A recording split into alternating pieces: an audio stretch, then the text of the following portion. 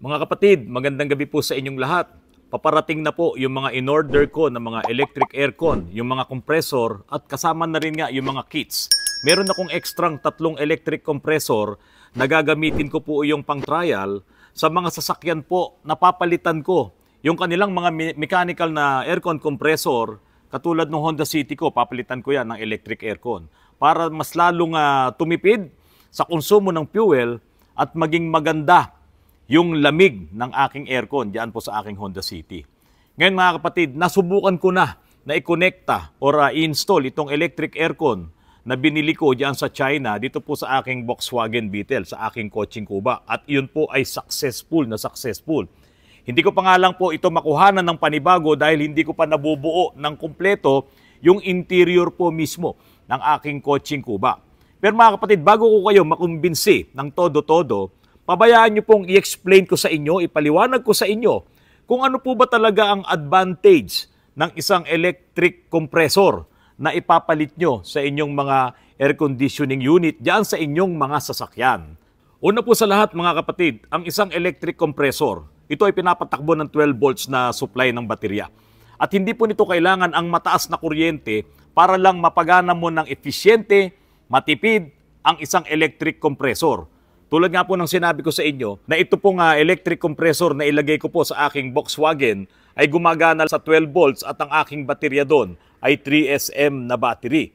Pinagana ko to ng matagal na halos 1 oras ay hindi man lang naubos ang karga ng aking 3SM battery. Pero siyempre, gumagana rin yung makina ng aking Volkswagen Beetle. So ibig sabihin, nagkakarga rin po yung alternator nun. Walang panama itong mga mechanical compressor na nakakabit ngayon sa inyong mga sasakyan na talagang nararamdaman nyo na sa tuwing gumagana, ang inyong air condition ay parang nagbibigay ng hina sa inyong mga makina.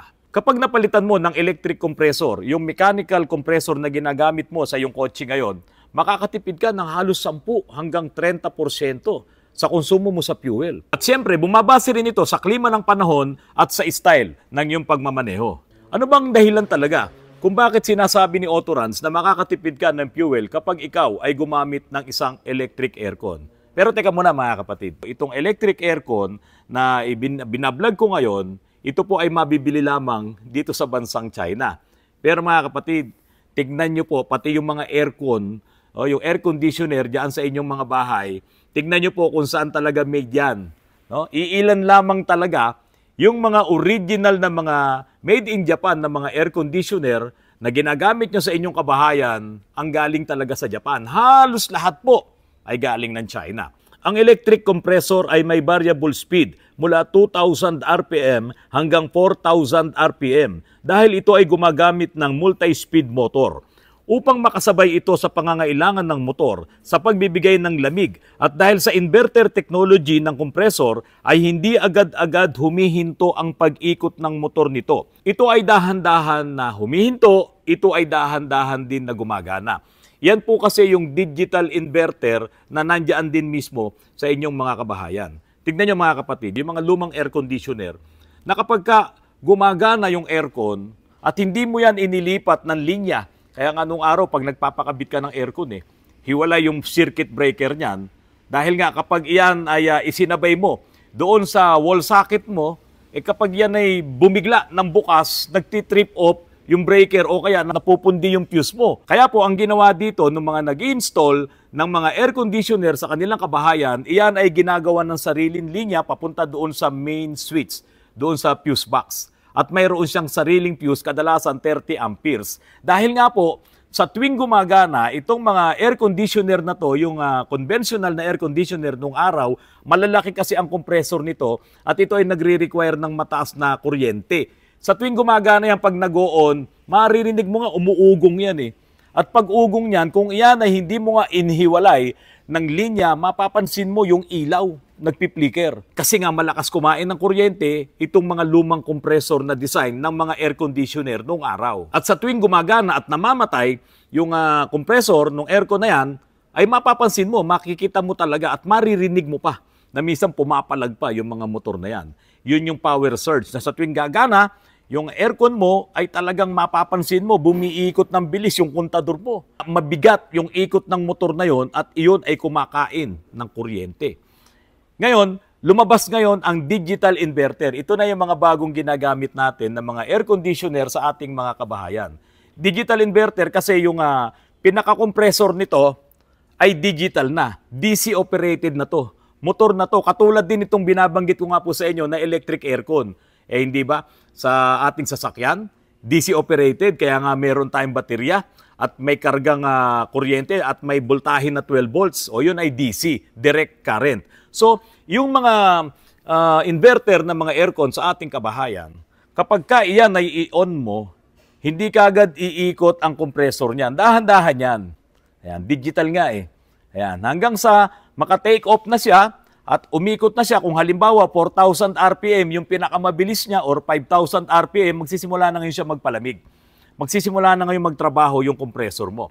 At kapag ka nare-reach niya na yung tamang lamig, kapag na-sense niya na kailangan niya ng mag-automatic off, dahil napalamig niya na yung loob ng yung kwarto or yung loob ng yung bahay, hindi po yan basta na lang ihinto yung motor. Dahan-dahan din po siyang iikot hanggang sa bumaba yung kanyang speed at mapapansin mo, kaya nga ang ginagawa namin doon, ilalagyan niya ng ammeter no? Doon sa linya ng kuryente. Lalagyan namin ng ammeter yan at nakikita namin na kapag ka nag-automatic yung compressor, papunta na siya doon, bumababa na yung current, yung nare-read ng aming ammeter. Pababa na siya ng pababa, ibig sabihin lang noon, pahina na ng pahina ang kanyang konsumo ng kuryente at pabagal ng pabagal ang ikot ng motor. Yun yung variable motor, yung digital inverter na nakakabit sa ating mga air conditioner dyan sa loob ng ating bahay. Ngayon, ito pong electric aircon na ibinablog ko po ngayon at ipinaliliwanag ko sa inyo, ganyan din po yung trabaho ng motor nito, ng compressor nito. Kapag yan ay gagana, hindi siya biglang gagana, at kapag ka naman siya ay mag-o-off na, mag-o-automatic off na, ay hindi rin siya basta-basta biglang hihinto. Katulad po ito ng mga inverter na ginagamit natin sa ating mga kabahayan. O di ba matipid? Di ba yung konsumo natin sa kuryente mula nung tayo ay nag-digital inverter sa ating bahay ay nakatipid po tayo? Ganyan din po ang mangyayari kapag po kayo ay nagpalit ng electric compressor sa inyo pong mga sasakyan. Teka muna, Autorans, paano mo ngayon mapapatunayan na yung electric compressor na yan ay makakatipid kapag ka inilagay mo doon sa sasakyan natin, yung ginagamit natin ngayon? Ito po mga kapatid, yung mechanical compressor ng aircon mo ngayon, nakakabit yan sa makina at iyan ay may belt, nakakabit doon sa main pulley. Ang magpapagana dyan ay itong makina mo. Kaya nga kapag ino-on mo ang aircon mo sa iyong sasakyan, halimbawa, okay, in-start mo na. Nandoon ka na sa idling mo na ay 700, 750, 800. Doon sa minor na hindi nagbabibrate yung makina mo. Ngayon, pag on mo ng aircon, mapapansin nyo, tumataas yung minor. At yun nga yung trabaho ng idle up or yung sa mga electronics naman ay idle air control bar. Kapag nasisira yun, nanginginig kasi nga kapag gumana yung aircon, mabigat paikutin. Dahil nga siya ay nagko-compress, nagtatrabaho ngayon yung mga pistons doon para mag-compress siya, no? Doon sa loob ng compressor. So ngayon, magpapabigat ngayon ng ikot ng makina yan. Kaya every time na kapag ka ikaw ay gumagamit ng aircon, tumataas ang minor mo. At yung pagtaas ng minor na yon, kung kukumputin mo, yung wala kang aircon, yung hindi ka naka-on sa aircon, sabihin mo 700, tapos nung nag-on ka ng aircon, naging 900 o 200 RPM ang nadagdag. Yung 200 RPM na yon, gumagamit ng fuel yon. Kaya nga yung iba, para gustong makatipid, ayaw mag-aircon. Kasi nga po, kailangan mong magdagdag ng power doon sa engine mo. Siyempre, gagamit ng gasolina yan or crudo yan para mapataas yung RPM mo. Ngayon, ito pa. Kapag ginagamit mo ang sasakyan mo at ikaw ay naka-aircon, kadalasan, nakikita natin to sa mga medyo luma ng modelo ng mga sasakyan. Kapag paakyat, pinapatay nila yung aircon. Bakit ito papatayin? Kasi medyo humihina yung makina. Lalo na doon sa mga lumang modelo. Anong nangyayari doon? Kasi nga, nahihirapan yung makina na iikot yung compressor mo, lalo na kung yung compressor mo ay medyo may problema na. Hindi na nag-o-automatic o kaya nag-high pressure na, lalong bumibigat ang ikot noon. Bumibigat din yung ikot ng makina. Yung tinatawag nating parasitic loss, hindi na parasite. Napakalaki na nagpapabigat ngayon sa ikot ng yung makina at nagpapadami ngayon ng konsumo mo sa fuel. May pagkakataon pa na kapag medyo naluluma na yung compressor mo or nagkaroon ng problema yung compressor mo, halos ayaw na niyang mag-automatic. Pero yung mga magagandang compressor, yung mechanical compressor, minsan, every 15 seconds, nag-automatic off siya. Pero pong compressor na may problema na halos ayaw niyang mag-automatic off kasi hindi niya na naibibigay yung malakas na kompresyon at hindi na ngayon siya nakapagpapalamig sa loob. Merong thermostat yan na nagsusukat kung gaano nakalamig at kapag ka nakuha niya na yung tamang lamig doon sa settings mo, mag-o-off ang aircon mo. Kaso hindi niya na ma-reach yun. Kaya ngayon, iikot lang ng ikot ang compressor mo, andar lang ng andar yan, hindi na nag-o-off yan, mataas ang minor mo, malakas ka sa fuel. Kaya nga pagka ganun, kapag nagpapacheck kayo ng inyong mga air conditioner diyan sa inyong mga sasakyan, patignan nyo sa technician kung maganda pa yung bomba ng inyong kompresor. Dahil kung hindi na, hilaw na ang lamig niyan, hindi na malakas ang kompresyon niyan, gana ng gana yan at malakas yan sa fuel. At nagpapahina pa yan ng makina mo. Dahil hindi siya humihinto, hindi nagpapahinga yung kompresor. May pagkakataon pa kapag ikaw ay nasa traffic, nagrereklamo yung mga pasahero, oh, bakit ang init ng aircon mo? Nasa traffic ka kasi mabagal yung ikot ng iyong makina. Mahina rin ngayon yung pagpapalamig ng kompresor. Kaya yung iba ay tinataas pa yung minor. Pinapa-adjust nila. Iyan ang medyo disadvantage ng mechanical compressor. Kapag naka-minor ka, ay mabagal din ang ikot ng kompresor. Kaya mahina din yung kanyang pagpapalamig. Mga kapatid, itong mga electric vehicle na to, itong mga hybrid electric vehicle na yan, ang gamit na nilang kompresor ay electric. At itong electric compressor na to ay kayang gumana ng hanggang 4,000 RPM. Variable speed po ito kapag ka nakakapagpalamig na siya at papunta na siya doon sa pag-automatic off niya, pababa ng pababa ang RPM niyan. So from 4,000, 3,500, 3,000 RPM, 2,000 RPM, hanggang sa mag-automatic off siya. Pero hindi po yun bigla. Mga kapatid, alam niyo po itong mga ginagamit nating mga mechanical compressor sa ating mga air conditioner sa sasakyan natin. Kapag mabilis ang takbo natin, yung tumatakbo tayo sa highway at ang RPM natin ay mataas, halimbawa 2,000 RPM, 3,000 RPM, or sabihin mo yung umaarangkada ka, kapag yan ay gumagana, nai-stress din ng gusto itong mga compressor na to. Kaya po pag palagi ka nasa traffic, tapos RPM mo mataas every time na nagre-revolution ka, nahihirapan po yung mga mechanical compressor na yan. Nai-stress sila ng gusto. At ang isang malakas makasira sa mga mechanical aircon compressor ay yung maya't maya na pag-on and off niya. Minsan kapag bago, napakalamig ng buga ng aircon natin sa ating sasakyan. Kaya ang ginagawa mo, binababaan mo ngayon ng temperature settings mo. Kaya lang, palagi naman yung on, off. Ba, para tayo nasa drive neutral ah. Kaya nga po, karamihan ng mga kompresor ngayon ay madaling masira dahil dyan. Even yung mga kompresor ng aircon natin sa bahay, kapag kamiat maya, on and off yan, purbahan nyo mga kapatid, yung mga luma yung air conditioner dyan sa inyong bahay, yung hindi pa digital inverter, kapag gumagana, di ba, umuugong, maingay, tapos pagka namamatay, may maririnig ka pang ingay na parang bumibitaw, parang bumabagsak. No? Yun yung epekto ng mga mechanical air conditioner. Ganon din yung epekto sa ating mga sasakyan. Na sa tuwing gagana, yung aircon mo, nararamdaman mo sa makina eh. Di ba? Pagka gumagana, tumatakbo ka, halimbawa mabagal, traffic, biglang gumana yung aircon, may konting pigil eh. Kasi nga, bumibigat yung ikot ng makina mo. Epekto rin yun doon sa takbo niya. Ganyan po ang nangyayari sa mga mechanical air conditioner, sa mga mechanical na kompresor.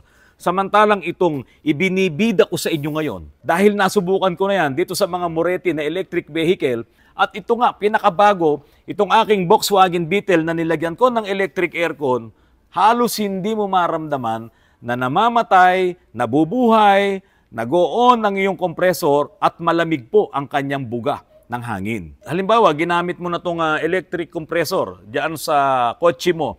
Ngayon, kung gusto mong, habang ikaw ay nasa traffic, gusto mong mag-aircon, patayin mo ang engine mo, pwede mo pa rin gamitin ang aircon mo. Dapat nga lang, meron kang auxiliary battery na kahit na humina yung baterya na yon, habang patuloy kang nagpapalamig diyan sa sasakyan mo, meron ka pa rin namang isang baterya, yung main battery mo na magpapa-start ng makina mo. Kaya nga po, itong Volkswagen ko dito, dalawang alternator namin. Yung una, yung stock na alternator, hindi ko aalisin yon, at magdadagdag ngayon ako ng isa pang alternator para naman doon sa aking electric aircon. Ngayon, yung mga may existing na mga sasakyan ngayon na gusto nyo magpalit ng electric compressor, pwede po eh. Nagkaiba lang naman sila doon sa oil na ginamit ng kompresor. Pero kung halimbawa magpapalit kayo ng electric compressor, syempre ipa-plus out mo lang naman lahat yung laman ng systems mo doon sa aircon mo At kapag ka nagkabit ka ngayon ng panibagong kompresor, itong mga kompresor na to, kapag galing diyan sa binilhan ko, ay may oil na yan. Hindi mo na yan lalagyan. Pero siyempre, kailangan talaga diyan ng aircon technician. Pero mga kapatid, sabi ko nga po sa inyo, pwedeng gamitin to sa mga sasakyan nyo, itong electric compressor. At dito nyo mararamdaman talaga na makakatipid kayo sa fuel. Halimbawa, gusto nyong itry, ayan, yung mga crosswind na yan, mga naka-dual aircon yan, o kaya dito sa mga kotse nyo, o dyan sa mga SUV nyo, or itong Avanza na nasa harap ko, pwede po lahat yan. O dyan sa owner type mo, gusto mong kulungin yan, di ba? Pwede mong ilagay itong compressor na to, kasi po nasubukan ko na eh. Ngayon, baka naman sabihin nyo, naku, mahinang klase yan kasi made in China yan. Eh teka, sabi ko nga po sa inyo, maghanap ka nga ngayon ng mga nabibiling mga air conditioner, tignan mo kung saan made. Oh. Yung LG lang yata ang made in Korea talaga eh. Pero karamihan ng mga air conditioner, kahit sabihin mo pang yan ay Japan brand, tignan nyo po kung saan made yan, kung saan assemble yan. Kaya po ako, itong mga in-order ko po ng mga aircon compressor na to, pati yung buong kit, ay sa tingin ko ay okay naman. Kaya nga po, susubukan ko pa sa iba ko pang mga sasakyan. Ngayon mga kapatid, parang hindi naman to problema doon sa mga modelong design ng mga air conditioner sa inyong mga sasakyan. Tulad yung Fortuner ko noon, 2008. Siya ay naka-auto-climate na eh, yung control, yung air conditioner noon.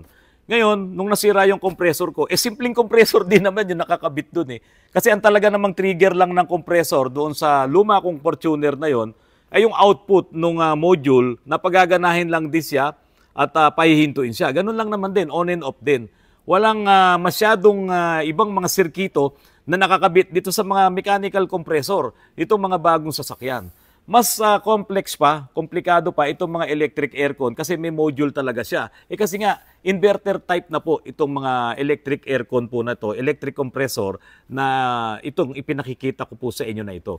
Kaya po, mas matipid ang konsumo nyo sa fuel, mas malakas ang inyong makina dahil walang nagpapabigat ng ikot ng inyong makina. At pagdating naman doon sa durability, hintayin natin. Kasi mga kapatid, sabi ko nga sa inyo, yung mga compressor ngayon, tulad nitong mga compressor ng Sanden, compressor ng Nippon Denso, yung 17C, 15C, pag binili mo na bago merong 8,500, merong 10,000, di ba? Saan ka makakita ng mga ganong presyo? Sa online. At pati yung mga nagbebenta nga ngayon, halos ganun lang yung presyo. Ang tanongin nyo, saan ba made yun? Di ba made in China rin? O inilalagay nyo sa inyong mga sasakyan yan. Mga kapatid, ito pong vlog ko po na ito, talagang pakikinabangan po natin lahat to. Dahil ang technology natin, pataas ng pataas, kahit naman luma yung sasakyan mo na yan, ba't hindi mo lagyan ng bagong teknolohiya? At kasama mo po ako sa maglalagay ng electric air conditioner mo sa inyong sasakyan. Mga kapatid, maraming salamat po sa patuloy na pagtangkilik nyo sa aking channel. Ito po ang inyong lingkod, Autorans. Magandang gabi sa inyong lahat.